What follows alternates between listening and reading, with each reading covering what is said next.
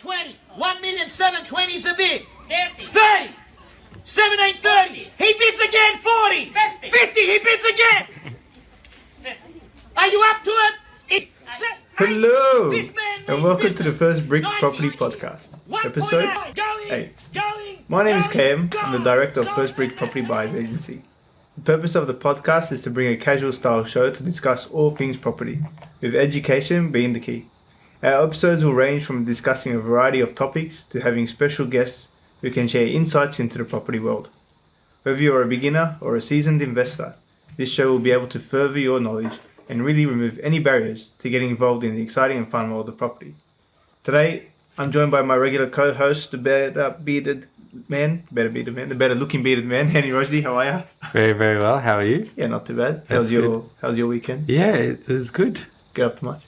No, it was nice and chilled this weekend. How about yours? Yeah, not much. Just we had soccer, got caught off, Corona, Oh, yeah. rain, all the rest. Oh, there is. Yeah.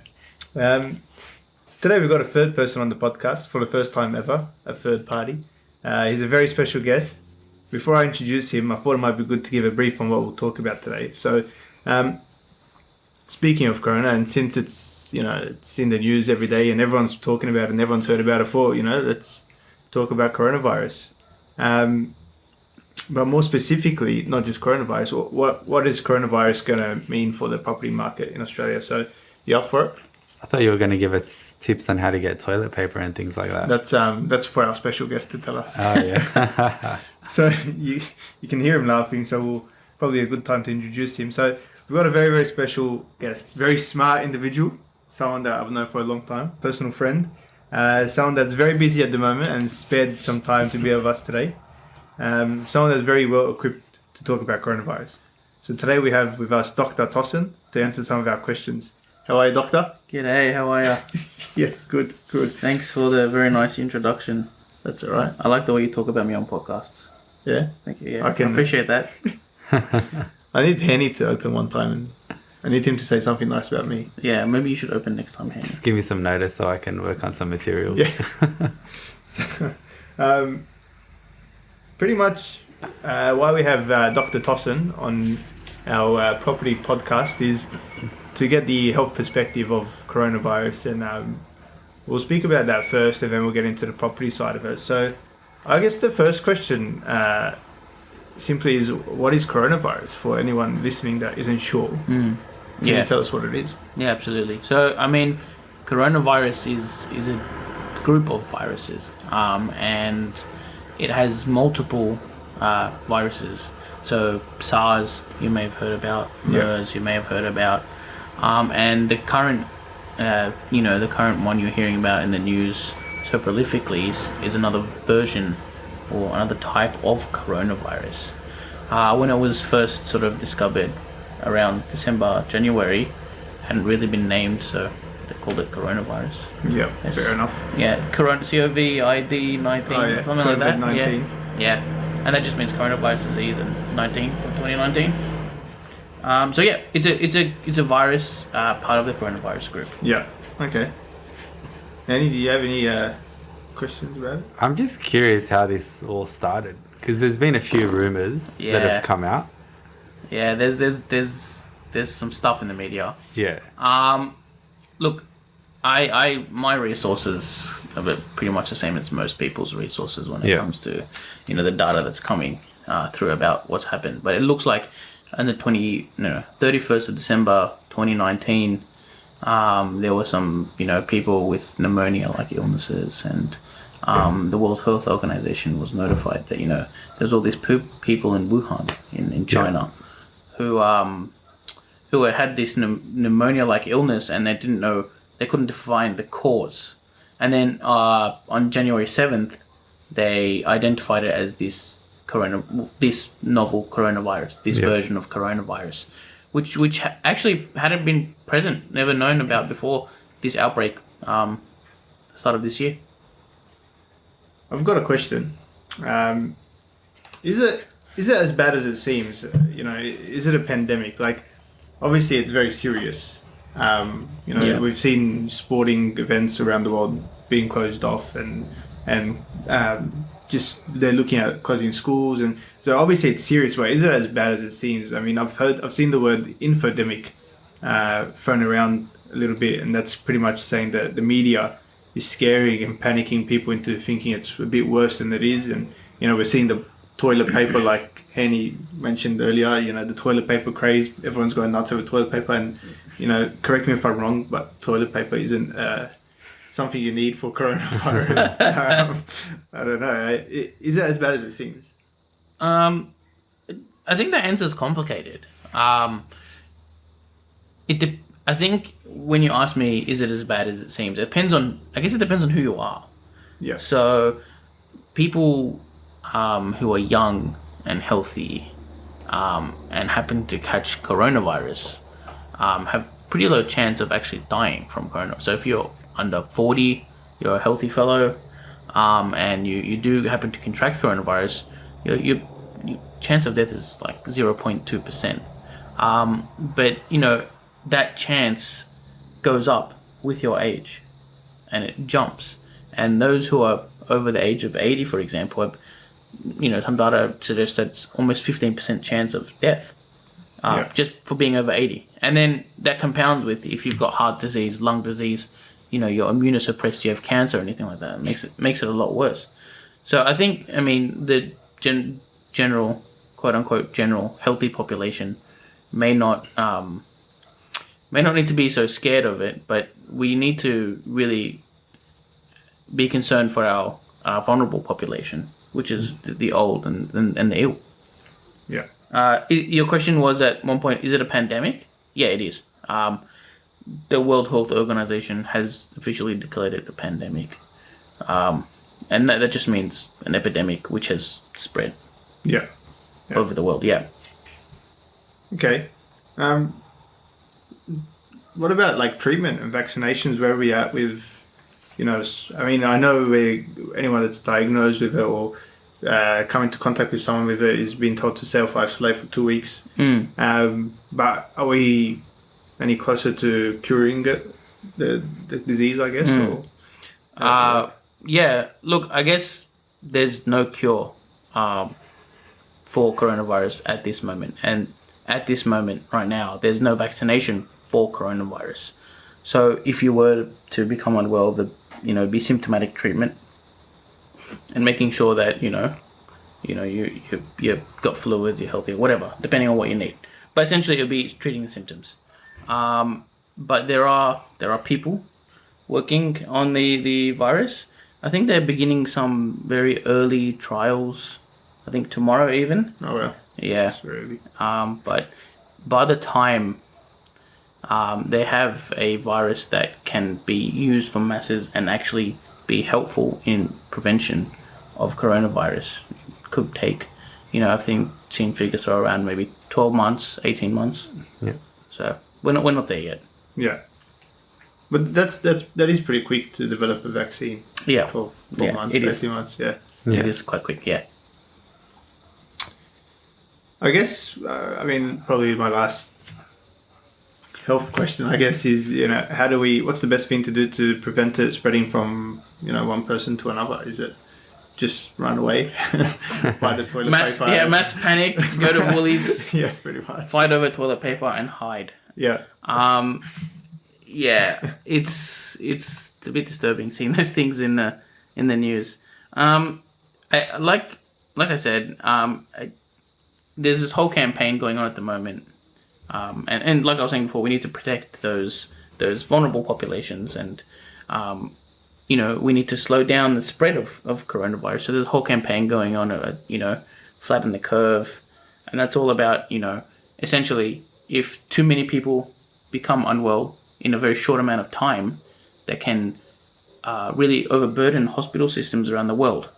And you see that in places like when it initially broke out, and maybe some instances in Italy. Yeah. But if you spread the amount of people getting coronavirus over a longer period of time, it gives the hospitals, essentially allows them to have the capacity to treat them. Yeah. You don't want a hospital has X amount of beds or X amount of capacity to treat people, and then X times a million people come rushing in. It's just gonna make things worse than they already are. And there's been a Lancet paper recently that shows that hospitals being overwhelmed and makes things worse than they already are. Okay. So I guess I've got sidetracked there. No, it's all right. To answer your question, what can we do to stop the spread, or we won't stop the spread. Down. Yeah, we won't stop it. It's gonna spread.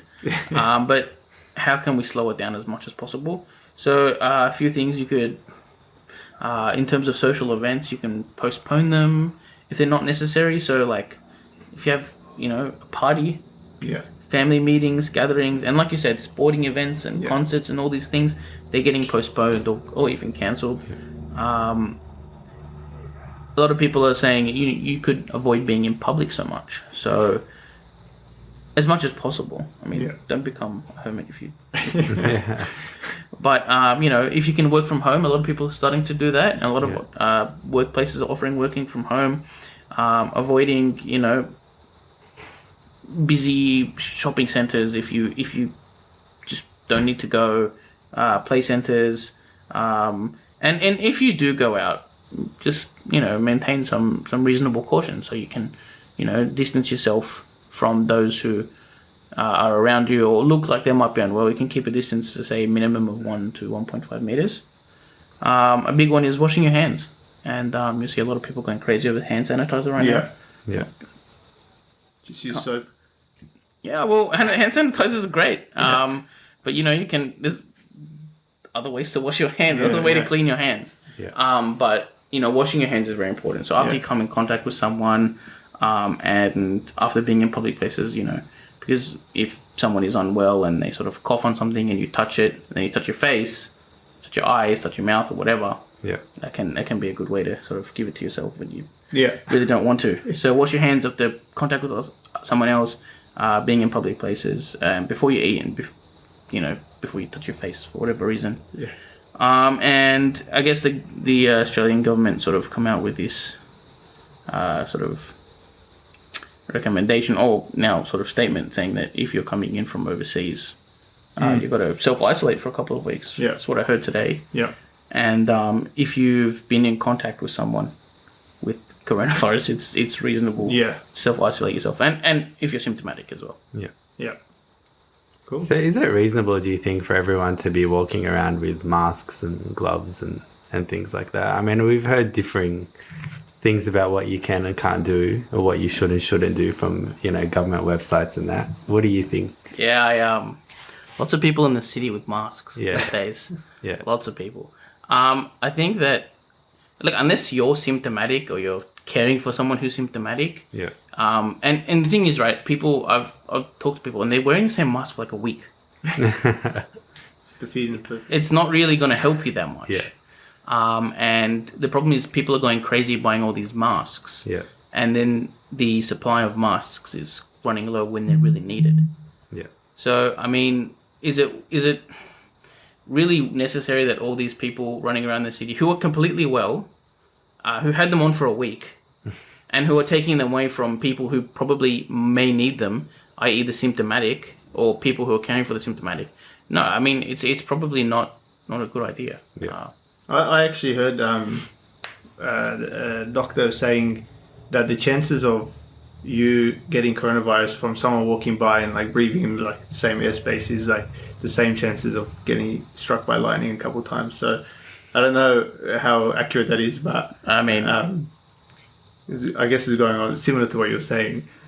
If you probably don't need them, save the masks for the health professionals who are, I guess, standing in front of corona on a daily basis. Yeah, absolutely. And if these people, instead of, mass buying masks and then essentially inappropriately using them, just, continue with your recommendations, washing your hands, social distance, it'd be really helpful. Thank you, Doctor. Yeah, no worries. So Dr. Tossen's going to stick around for the rest of the show, so give us your input on the property stuff. I'm very good at that stuff. I guess, so we've gone through the health perspective. What does it mean in terms of property? Andy, do you wanna tell us what this means? Yeah. In a I'm- nutshell. Tell the future, please. I'm a little curious myself, to be honest. Yeah, of course, we don't really know. But based on our perspective, having been involved in property for many years, while this issue will have an effect on our economy and a short-term impact on the property markets, because, of course, consumers will become less confident and sit on the sidelines waiting for things to become clear. I think in a year from now, and in particular 5 years from now, and most certainly 10 years from now, this pandemic will have had no influence on where Australian property market will end up and the value of your home at that time.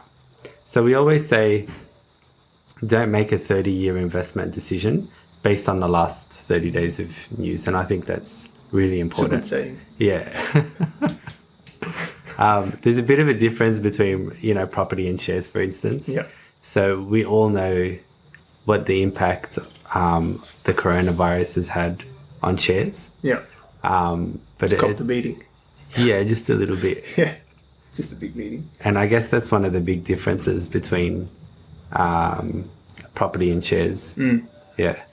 I read I think today they opened share market. Today's Monday, 16th. They opened 20% lower Wow. than last week, and Yeah. I think overall it's been about a 20% drop. Yeah. So it's about the same levels as January 2019, which isn't really much higher than just after the GFC, Yeah. 2008. So the share market is very volatile. Speaking of the share market, though, like over the last 40 years, what we can see is there've been 12 corrections of 10% or more in the Australian stock market, but there's also been corrections of 20% or more. So there's been a lot of corrections in the last 40 years. But in that same period, property in the property market has performed really well and consistently performed really well. And sometimes they've doubled. So I guess the difference between the share market is very volatile because it's very liquid as well, whereas property is a bit less liquid. It's a bit more tangible. Yeah. I guess let's talk about the property side. We spoke about how the share market's been affected. We've created a list of like 7 reasons why we're confident the property market will continue to do well despite the coronavirus. So I guess the first thing is the population growth. Yeah. Our population growth is around 360,000 people per year, which means that at this current state we need 170 to 180,000 new dwellings each year to accommodate for all the new households. We mentioned a couple of podcasts ago, everything in economics comes down to supply and demand. Yeah. With the share market, you might not have the demand because of confidence and whatnot, but in property, it's still a fundamental need. Yeah. You need to live somewhere. Of course. So the demand is there. Yeah. And we know that the supply is kind of dwindling down. And couple that with the fact that interest rates are low and that they're only going to go down further, it shows that, it's going to be very advantageous positions for the property market. More people are going to be entering the market. More people can afford to get into the market. Banks might be more willing to loan as well. So that definitely isn't going to hurt the situation at all. Yeah, money is cheaper than ever before. Yeah. We're at record low interest rates. More people are borrowing. I was speaking to a broker, a friend of mine, and he mentioned last week he had 25 new customers apply for new loans. And most of the major banks at the moment have a 20-day lead time just to pick up applications. All right. That's it's a mix of two things. That's a mix of, obviously there's a lot more people putting in applications, but there's a few people working from home as well. So it slows it down, but it's showing that people are taking advantage of the low interest rates. Yeah. I think another reason is the declining housing supply, which mixes in with the population growth. So a few years back, we were talking about an oversupply of dwellings, especially in the units and apartments sector. But at the moment, the oversupply in most Australian locations is dwindling down. So there's very few, and there is very few new large projects on the drawing board. So again, that supply is decreasing. Our demand is going to continue to increase. So the fundamentals of any investment is still there. Yep. The demand is outweighing the supply. The other interesting thing is that there's more renters in the market. So an interesting statistics is that soon 40% of our population will be renters. And that's a long way away from the way things were 20, 30, 40, 50 years ago. This is partly because of affordability issues, but it's also because of lifestyle choices. And the government isn't providing accommodation for these people. So that's up to property investors to provide accommodation for these people. And of course, you'll know the podcast that we did last week about rent vesting, which means a lot of people are choosing to get into the property market by renting while being investors. So this 40% of the population that will be renting will include people that are investors as well. Yep. That's a good point for sure. I think our fifth reason is why we are confident in the property market is smaller households are becoming the norm. And what I mean by that is, currently there are a lot of people living in multi-generational households. You got your grandparents, the parents, the children, and their siblings and their children, But very soon we see millennials taking up, will make up 1/3 of the property market. And in general, their households tend to be a bit smaller compared to the booming 65 plus old demographic. Yeah. So we're going to see a lot more 1 and 2 people households, which means we're going to need a lot more houses for the same number of people, which is again tying into the supply and demand, equation. Yeah. So, smaller households becoming the norm, we're going to need more houses. Yeah, of course. And again, just increasing the demand. Yeah. And another thing that increases the demand is that first home buyers are back in the market now. Yeah. So, like we said earlier, money is a bit more affordable now with interest rates dropping. They've been out of the market for the last couple of years. And now they're on the way back. There's going to be more first home buyers purchasing property in the market, and that's obviously going to have an impact.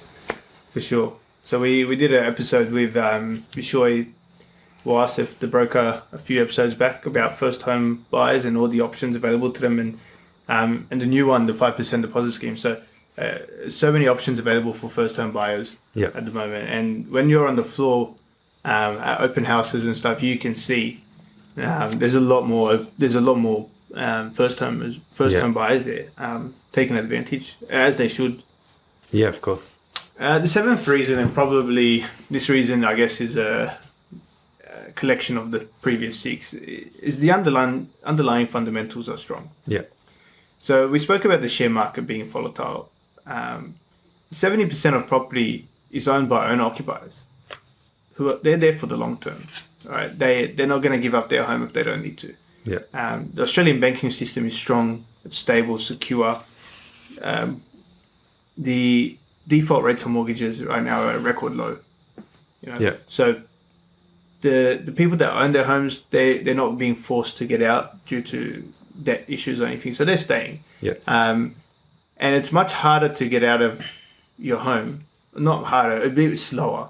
Yeah. Compared to the shares. In shares, if I want to sell my shares, take me 5 seconds. Yeah. To sell my home could take me 5 weeks. Yeah. 6 weeks. So it's not a quick turnaround, which slows down confidence changes in the property market because this takes a while for it to move. Another, I guess, underlying factor is that as the community starts to become more concerned about the economic impact of the coronavirus, it's likely that there will be a lot of people that, look for quality assets in bricks and mortar, because we know that they've always stood the test of time. Yeah. So we're going to have a lot more people pulling out their money from shares, looking at property as another investment source. Yeah. So I guess in other words, the share market volatility will make some investors look to real estate instead of course, shares and businesses. Yeah. And in fact, it's the only investment class in the world not dominated by investors, which is probably the biggest fundamental reason why the real estate market probably won't be too affected. Yes. Because homeowners don't think like investors. Yeah. So they're not looking to get out. They're looking to stay in their home and, Yeah. build a fortress. I guess, did you have any other reasons why, I guess, the property market will continue to... No, I mean, adding on to what you've said, we've seen this happen in the past where, it moves in cycles where we see the share market go up and then property prices maybe drop a little bit, but then the share market goes down. So everybody switches to property and you see the prices go up. And that's where we're at now, I think. The share market is dropping, people losing their confidence in the share market. So they're going to start moving towards property and that means the property will start going up a little bit. It's happened in the past. It's going to happen again. And that's probably the last thing that I'd like to add to that. Yeah, I think you're 100% right. It's happened in the past. The bird flu, 2015, swine flu before that. The GFC, it's come and gone. SARS, as the doctor mentioned. September 11, Yeah. The difference between then and now, I guess, is this social media age where news spreads very quickly. Yeah. Very, very quickly. And but also you can have a lot of fake news and false news or dramatized news. And because it's so out there and it spreads so quickly, it can cause more panic and more fear, and it can cause more irrational decisions, such as buying all the toilet paper in a country. Yeah. Warren Buffett, wise words from Warren Buffett. He said, "Be fearful when I was a greedy, and be greedy when I was a fearful." So the bottom line, I guess, in summary, is this too shall pass. And this is, I guess, an opportunity. If you have ready funds, if you got a loan approval, potentially look at the property market. Record low interest rates. And some people might be fearful, so you might get a small dip or a slowdown. Might be a great time to get in. Be greedy when others are fearful. It's quite philosophical there. I'm a very philosophical man. So for the majority, I guess, business as usual. Don't be irrational. Don't stop what you're doing. Be wary of the media. Keep calm and carry on, because it might be a great opportunity to purchase property. Yep. There you have it all. I think that was a very good episode. First time we've ever had a third party on. So thank you, Dr. Tossin, for being here today with your expertise. No problems. Thank you for having me. I know you've had to get permission from the wife and your job and and all your patience to be out here today. So many hoops. So I appreciate it. Thanks, Hanny, as always, for sticking around. No problem. Thanks again for having me. Letting me use your time. Yeah. And thank you to everyone that's listened and that's been listening on. I hope you've learned a little something about coronavirus and how it's going to impact how we think it might impact the property market. You can find all of our content on our socials: Facebook, Instagram, YouTube, LinkedIn, TikTok, everything. Just search First Brick Property. If you do have any questions you would like to be discussed on the podcast, please send us your questions on our socials or email us at hello@firstbrick.com.au. If you enjoyed the episode, we would love a review. This helps us get up higher on the chart so more people can find us. So shoot us a 5-star, or if you want to put a bad review, just say Henny was not good or Dr. Tossin. But any review we'll take. Pass the pod movement. We're going to continue the pass the pod movement. So just one person that you think would benefit from the podcast, just let them know. Pass the pod. Hashtag it on your Instagram posts and stuff. Of course, we're going to cause a new hashtag trend. Pass the pod. Buying property is our passion. Helping you do it is our mission. See you guys.